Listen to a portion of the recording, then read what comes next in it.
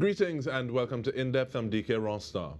The Black Collar Creative Foundation was formed to preserve the legacy and work of musician, arts advocate, and marketing strategist Janine Charles-Farray. Founding director Ms. Marva, the Freitas Charles, and foundation patron Ms. Rhoma Spencer join us now.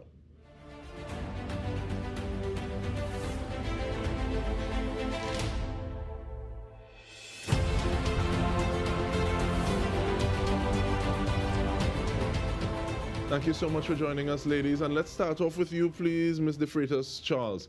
In terms of what goes into the decision to continue the work instead of just remembering and keeping that memory to yourself? The fact that Janine has worked tirelessly for the creative sector and that she has, from childhood, been in the arts. And I think that her memory should be preserved by way of service to people, service to the community, service to individuals. And she also always had a dream of doing something for the creatives. You know, she always said that some people just need a little bit of money for a startup, and it's not available in some places. So that's what we're planning to do. Give little bits of money that will start up something, and maybe if you get into a rut somewhere along the way, another little bit to help you. That's what I think she would have wanted. Because even in the presentation for this year's fiscal, I saw a post with someone saying, all now, I would normally be seeing Janine Charles-Farray asking, okay, so what exactly, what incrementally what was being allocated for the creative arts, and let's see what value you ascribe to it from a monetary standpoint.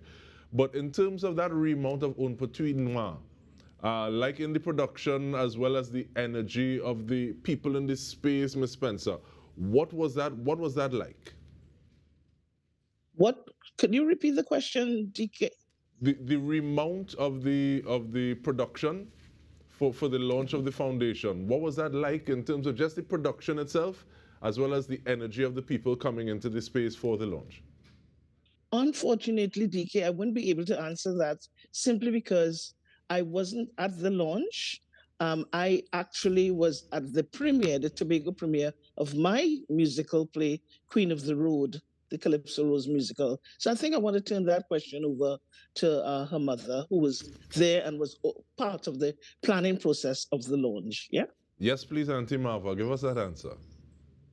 Yes, the Une Petite Nuit, a little night, a little romance in the Palmas Park, was written by Janine, and it featured actors, girls and boys who were interacting with each other in that space, the Palmas Park.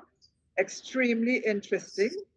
The thing is that these actors who were at the launch, some of them were not the original actors, because this play was done in South, was debuted in San Fernando, and so this was their debut in the North. So that the actors who were in the North, some of them were new, but they were so energetic, and all I'm getting rave reviews. People want a repeat, and hopefully, maybe it can happen. I don't know. I'm not sure, but we'll see. In this space, it was very, very well received. Very well. All right, thank you so much for that. And like you were saying, Ms. Spencer, you just saw a remount of Queen of the Road, and TPAC described it as but a reflection of the leaps and bounds that we can achieve beginning right here at home. How do initiatives like the foundation help to validate the work, and this is work being done locally, in addition to helping to build capacity, especially in areas like arts administration? It's a very good question, DK, because when I started the research to do this musical, it was in 2019, right? A year before the pandemic. And I sat with Calypso Rose at her home in Queens, New York, for 2 days, just interviewing her, talking to her about her childhood, growing up in Tobago, in Trinidad, and her struggles and triumph of being, this lone female calypsonian at the time.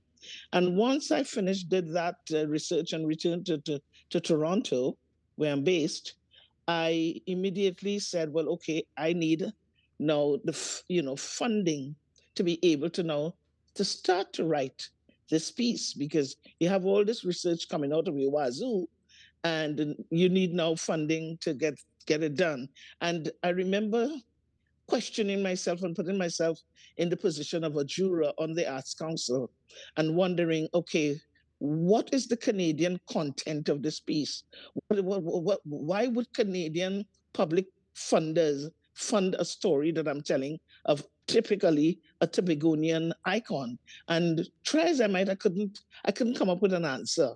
And I felt immediately that I would not apply for funding for this, and I'll just sit and wait, hoping to see where and how I could get the funding and the startup money to start writing. Now, that's the luxury I have in Canada that my counterparts in Trinidad and Tobago do not have. They don't have such luxury. And anyhow, the pandemic came, and by 2022, I was invited to apply to the Bonham Center for Sexual Diversity Studies at the University of Toronto to be the artist in residence. And I applied to be the artist in residence with the Calypso Rose, to develop the Calypso Rose musical, because by then it took me 2 years to find the Canadian spin and context to it. And that spin and context was that the album by which she won the Victoire de Musique Award in Paris, that album was produced in Toronto. And there and then I had my Canadian spin on the whole project. And eventually, I applied and I got through. I was the artist in residence for 1 year at the U of T Queer, Trans and Research Lab to be able to develop this piece. Now, if I was back home in Trinidad and Tobago, I wouldn't have had that kind of support at all. In the early 90s, there was a foundation called TASA, the Arts Support Alliance. They were the only arts foundation that was present at the time to help artists develop their work with some little. In those days, you could get as much as $2,000 from the foundation to be able to create and do the work that you wanted to do. And I remember Tony Hall got to do Gene and Dinah, which was the play that Tony, myself, and Suzanne Sandiford created. So here is now Black Color Creative Foundation in 2023, because somewhere along the lines, TASA kind of dissipated. There ain't no foundation, there ain't certainly no arts councils that is giving out any funds to any artist, any writer who wants to just a little something to be able to sit down for the next 6 months and write and create this piece while still living. Because you still got to, according to those here, eat a food. All right, you still got to eat, So I endorse, as the patron of this foundation, I really endorse the efforts that was made by the mother of Janine to create this foundation in the memory of Janine to support and help build capacity for our creative individuals here in Trinidad and Tobago. And with that, we take a short break. We are speaking with Rhoma Spencer as well as Marva de Freitas Charles about the Black Collar Creative Foundation. Stay with us. We'll return with more.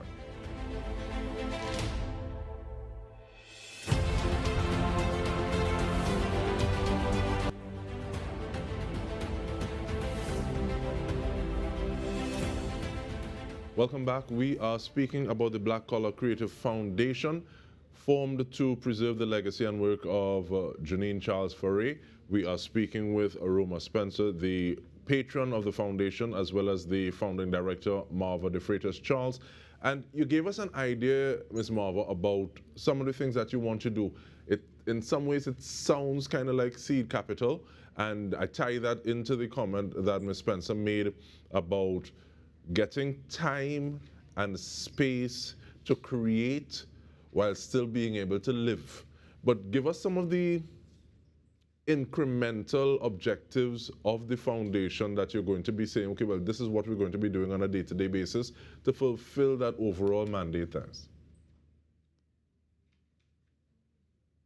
Well, the objectives, or one of the objectives, is to assist the creative sector entities in their startups or special projects that they might have to do.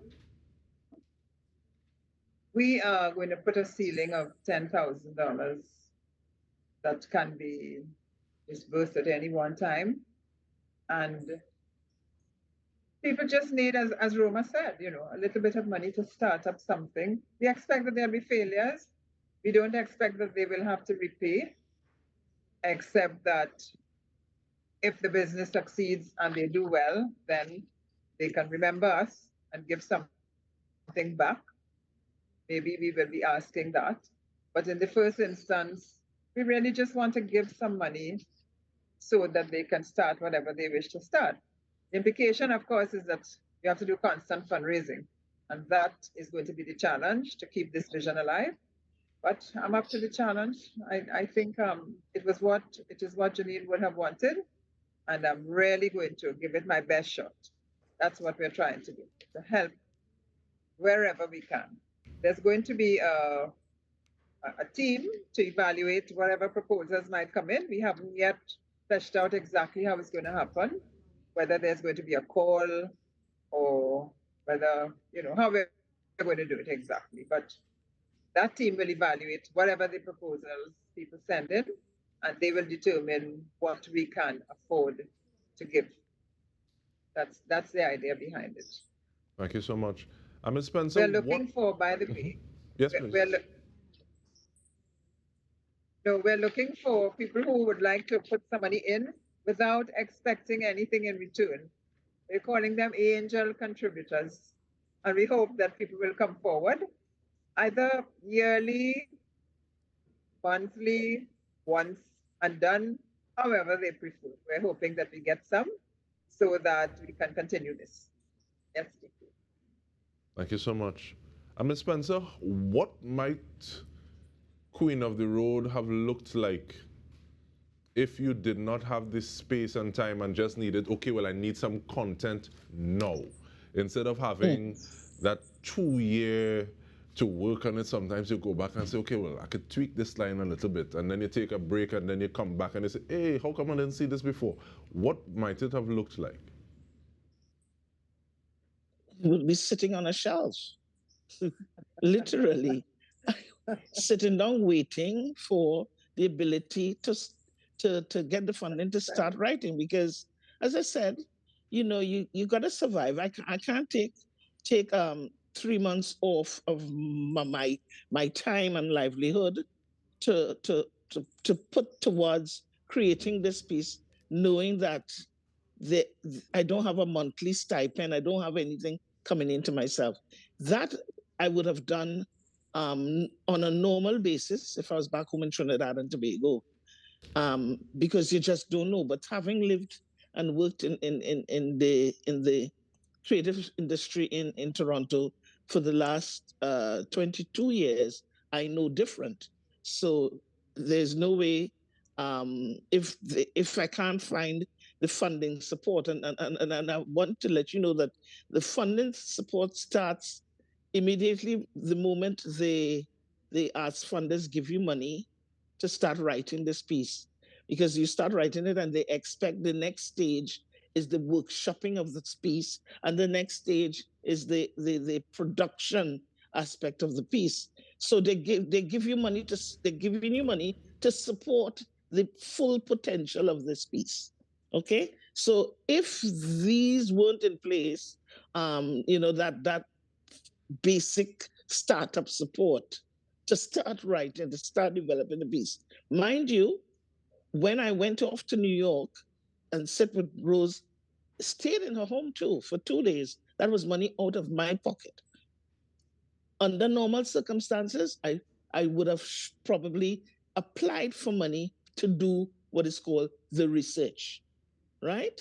I didn't do that because, as I said already, I didn't feel that I wasn't sure that I could get public funding to fund something, a story that I'm telling of a Tobagonian icon, right? Canadian funders are funding Canadian content, Canadian product made in Canada, all right? And until I could have figured out the Canadian spin on the piece, that's when I went for the jugular. Yeah. Okay, and yeah, and it is my, as the patron of this foundation, it is my wish, and Marva put that in my head today, and right away I started to work on it, is that the Trinidad premiere of Queen of the Road, the Calypso Rose musical, when it premieres in Trinidad, one of the performances will be a fundraiser for the Black Color Creative Foundation. Miss Marva just influencing and dealing what she needs to, but Yes. let's get that information, please, in terms of contact information. You have the final comment, Miss Marva. Right now there is an email, bccreativefoundation@gmail.com, and we don't have a phone number yet. There is no bank account yet because I'm in the final stages of the incorporation of the foundation. Started since in June, and I'm still slugging along. The last thing is that an email is supposed to be sent to me so that I can take the documents into the ministry in Port of Spain, where I will get the actual document in my hand, which will enable me to open a bank account in the name of the foundation. And then I will have that information to give to the public, anybody who would like to contribute to keeping this vision alive, because that is going to be the challenge. All right, thank you very much. And Ms. Spencer, Ms. Patron, 30 seconds are yours. I would like to see that this foundation, once it's up and running, it is able to supply and give funding to artists, whether you're a musician wanting to compose a piece of music for a symphony or a musical. I want to see that we're able to give you some money to go out and do the research, or to start, as I said, to be able to start writing your piece while still living. This is my wish. I want to see it operating similar to the Canadian model, where there's funding available. Clearly, this funding would not be coming from the government per se, but monies are coming from angel contributors. Money is coming from an annual fundraiser that is put in that pool to share out to artists to create art. Yes. And creating art, thereby giving so much more meaning to our lives. We want to thank you very much, ladies. Marva de Freitas Charles, Rhoma Spencer, and on behalf of the entire TTT News team, this has been In Depth with me, Dike Rostant. Thank you so much for joining us.